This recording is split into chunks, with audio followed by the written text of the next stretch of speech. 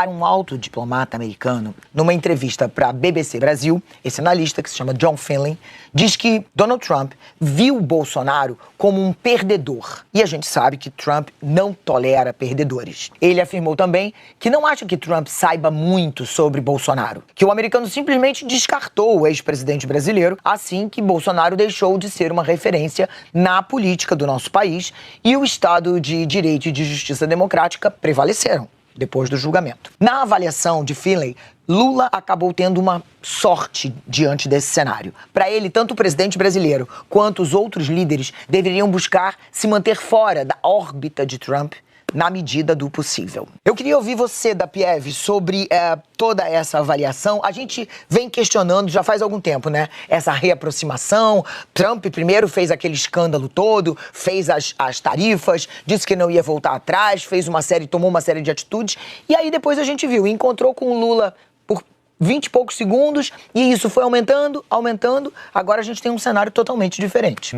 Esse julgamento, essa observação do John Finlay. John Finlay foi embaixador dos Estados Unidos no Panamá. Isso. É um país pequeno, mas é estrategicamente muito importante por conta do canal. E é tido em Washington como um dos maiores especialistas em política da América Latina em Washington. Ele deixou de ser embaixador por desavenças exatamente com o governo Trump, o primeiro governo Trump.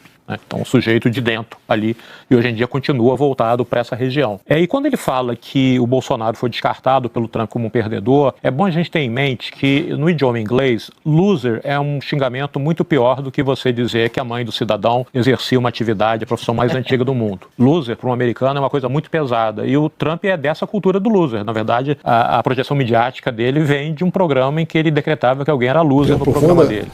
Gratidão por ele. Tivemos um excelente relacionamento, conversamos sobre muita coisa pelo mundo, fazendo planos, parece que ele estava namorando. Eu gosto dele. Sim. Eu sou apaixonado por ele. Eu sou apaixonado pelo povo americano, pela política americana, pelo país que é os Estados Unidos. Eu nunca neguei isso desde meu tempo de garoto. O Trump sempre soube disso. Ele me tratava como um irmão. Sempre me tratou como irmão.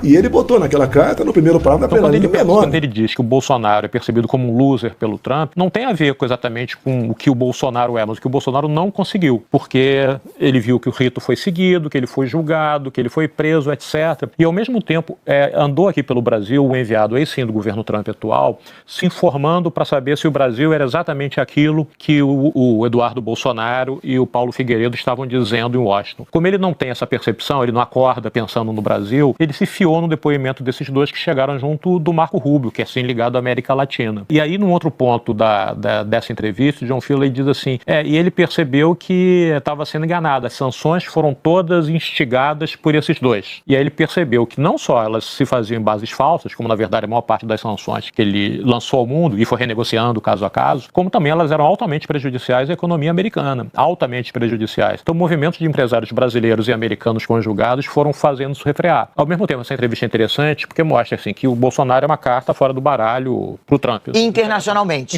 Não interessa mais mexer nessa questão. É melhor que fique assim, fica uma boa relação essa foto aí, o Trump sorrindo mais do que o Lula na foto, eu me lembro que a gente comentou isso, né? Era uma novidade incrível quando isso aconteceu. É melhor que fique assim, as relações estão boas, pacificadas. Agora, o primeiro a fazer essa leitura do loser foi o Guga Chakra. Eu me lembro disso. O Guga Chakra sempre bateu nessa tecla. Então, ele só confirma essa análise feita pelo Guga Chakra. Esse é um ponto. Segundo ponto, eu acho que também não dá para tirar todo o mérito do Lula. Não, claro que não. Não dá para tirar todo o mérito do Lula. Essa história do Lula ter sorte, dizem isso na economia. Que nos dois governos dele, Lula teve sorte, porque as commodities estavam em alta. E que agora também está tendo sorte. É tirar totalmente o mérito. Lógico que o Lula tem mérito, né? O perfil dele é um perfil de negociador, principalmente negociar numa posição mais frágil, de operário para patrão, de Brasil para os Estados Unidos. Mas eu acho que o que ele chama de sorte não é apenas uma questão de oportunidade, não. É uma questão de... Estava falando de carisma ainda há pouco. O que deflagra isso é um pouco essa operação de bastidores entre empresário, mas também sim, por mais que a gente faça piada, aqueles de 30, 24 segundos no bastidor da ONU. Porque o Trump se nutre muito disso, desse contato pessoal, de se aproximar de uma intuição, de uma coisa de empatia. Da empatia. Então, deixa eu só colocar uma coisa nesse ponto de Jacarta.